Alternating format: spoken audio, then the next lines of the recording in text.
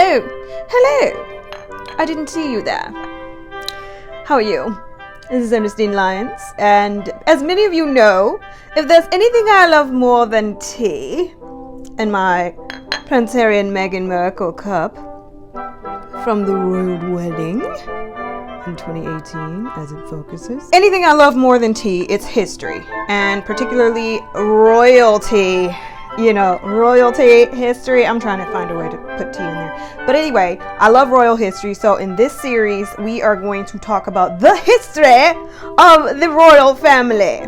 And by the royal family, I mean the British royal family. So now, aside from the fact that imperialism has really had a huge impact on the shape of the modern world, from, you know, the way that countries are named to, you know, the way that Africa was carved up, and, you know, the countries that, you know, have names and shape, where borders are, where modern borders are, everything traces its origins back to imperialism, and particularly British imperialism, even the beverages that we drink.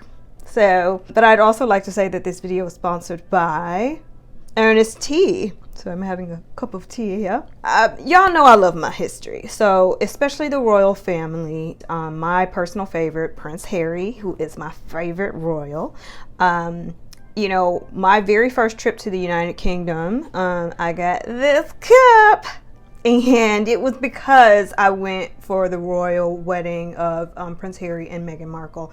I always wanted to marry Prince Harry, but since he was marrying a black girl from America, I'm like, all right, next best thing. I'm happy.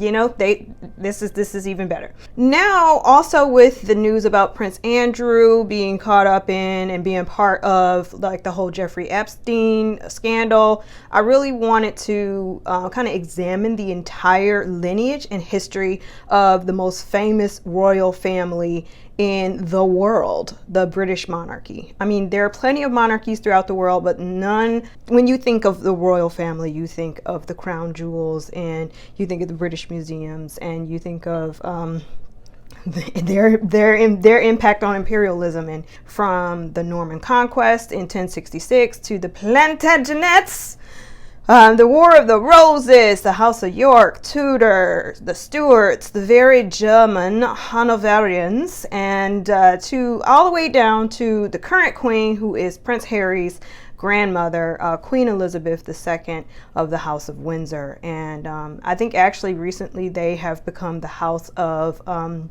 Mountbatten Windsor, because, you know, the queen was supposed to take her husband's name, Mountbatten, but they did not. And so now the royal family is actually known as the Mountbatten Windsors, but I digress. So let's get right into this topic, y'all. First things first, I'm the realist.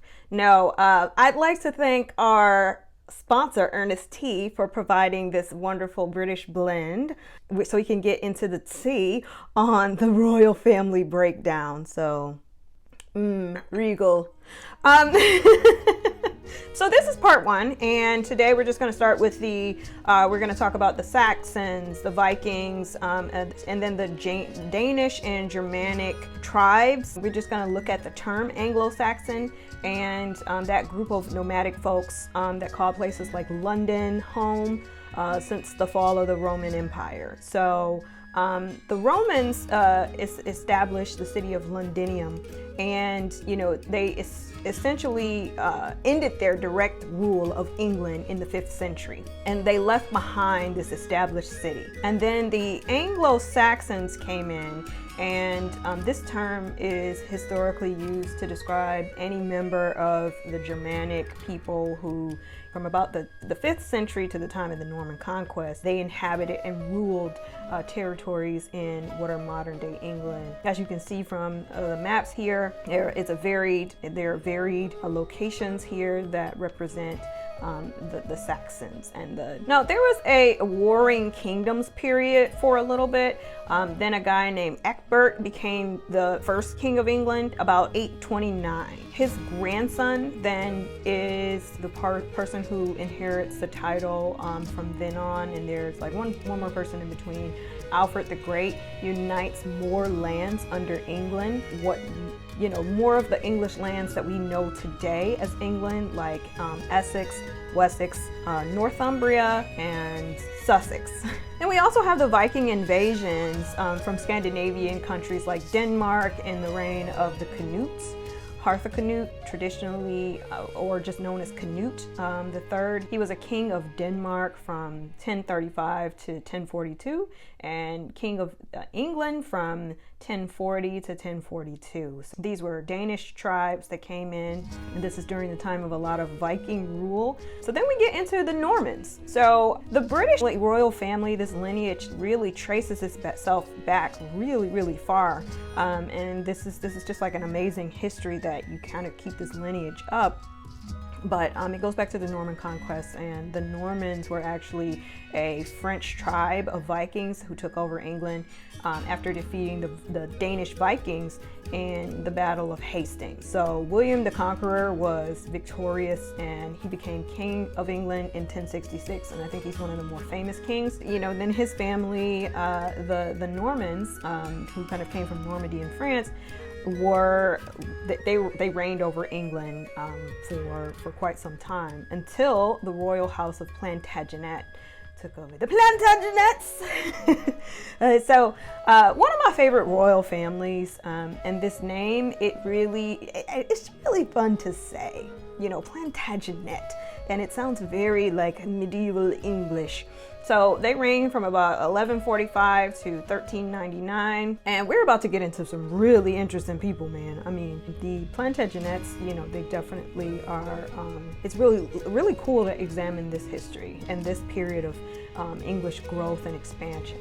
So I'm talking about like one of my favorite historical women, Eleanor of Aquitaine. Then we have Edward the First through Third, the Kings Richards. No, not that King Richard, but that was a really good movie. Richard the Lionheart. Then, of course, you get into Shakespearean lore, evil kings like Richard III, but, you know, he really doesn't come along until the House of York, so, which is an offshoot of the Plantagenet family that is preceded by the, you got Lancaster, then York. All right, do we need more tea, y'all? I think so. So the name Plantagenet, it derives from Planta Genista. Planta Genista is Latin name for a type of broom flower, and this broom flower was something that the Count of Anjou, who you know, lived in France, and he essentially wore this as like a part of the family crest, and he always used this plant as a personal badge. And then when his son Henry II became King of England, he was the first Plantagenet. This reign saw the codification of English law and the rise of the barons, the dukes, and other landed gentry that you hear about, the baronets. But this was also a period where we get into some real juicy gossip. And so Eleanor of Aquitaine, she was a French noblewoman. She was actually the Duchess of Aquitaine. This was her father's land that she inherited. You know, at this time, you know, women didn't hold a lot of power, and so her father recognized that, and he knew that, you know, her land was in danger, or his land that he inherited, he passed down to her, was in danger of being usurped by other powerful barons. So he enlisted the help of, you know, the King of France to you know, really protect his daughter, and he instead married her off to his second son. So she is an interesting person because not only was she like a very strong woman at this time, and she had all of this land and power, but she was also married to King Louis VII.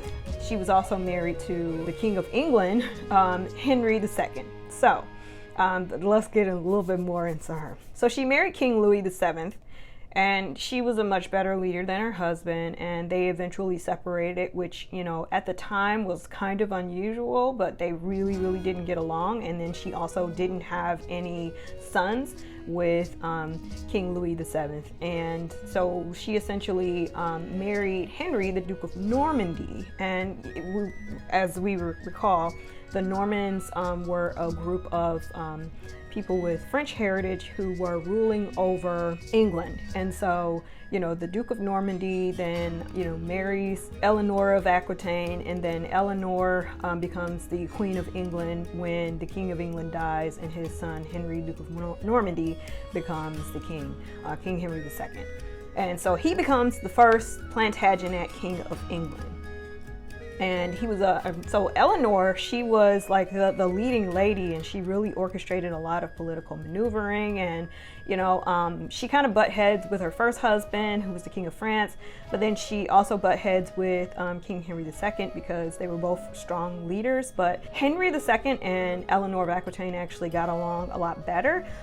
They actually had 8 children, and a lot of them were the sons that she had longed for, and they wanted for France, but that didn't happen. Eleanor of Aquitaine was a champion of arts, literature, poetry, and she was also a woman with a political mind. She waged war with France, and she left England whenever her husband and her would disagree, and then she'd go back to England and try to stage an uprising. So back and forth, she was using her children as kind of like political chess pieces. She married her kids off in these great political marriages that would bring peace and prosperity. And so she really was achieving her kind of like these aims to conquest and to bring peace. Her 2 sons, Richard I and then John I, they became kings of England. And then during this time, the 100 Years' War is raging between England and France. And in 1301, we also see the establishment of the title, the Prince of Wales, because England also was at war with Wales. And Wales at this time, prior to this time, had their own royal family. And so the British royals actually took over, and so then they took over that land, and they established in 1301 that any heir to the throne would hold the title Prince of Wales, and they would be the ruler of Wales instead of the Welsh lineage that had been there before. So the title Prince of Wales that then would belong to every subsequent person who's in line to the British throne, including His Royal Highness Prince Charles. Oh, that's my Prince Charles voice. So he is actually the current longest reigning Prince of Wales. He was invested in 1969 as Prince of Wales in this big, giant, lavish TV ceremony where he went to Wales to actually learn Welsh. And now that he's in his 70s, he is still Prince of Wales. But I digress. So you get into some of the descendants of Eleanor of Aquitaine. King Edward II was murdered at the orders of his own wife, which is crazy because she ran off with her lover Mortimer. His son Edward III then reigned for like 50 years of relative stability, even though the 100 Years' War is still going on. England and France, fighting. Followed by this king. So Edward III, he lives for 50 years, and then when he dies, his 10-year-old grandson takes over to become king, only to be deposed due to a mental breakdown after his wife died. So 23 years later, he was deposed, and that actually was the end of the Plantagenet family lineage. Which really, you had folks who had prior claims to the thrones, because you have, female members of the family who married, powerful barons and took on different names. So then you have the Lancaster family. And that is actually the end of part 1 and the end of the Plantagenets. So as they split off and become the Lancasters and then eventually the House of York, we are going to get more into more interesting people. So stay tuned for more royal family history and more history and tea, meaning royal gossip. So yes, stay tuned, and we will be getting into the houses of Lancaster, York, and Tudor with King Henry VIII and his 6 wives. All right. Thanks for watching and subscribe.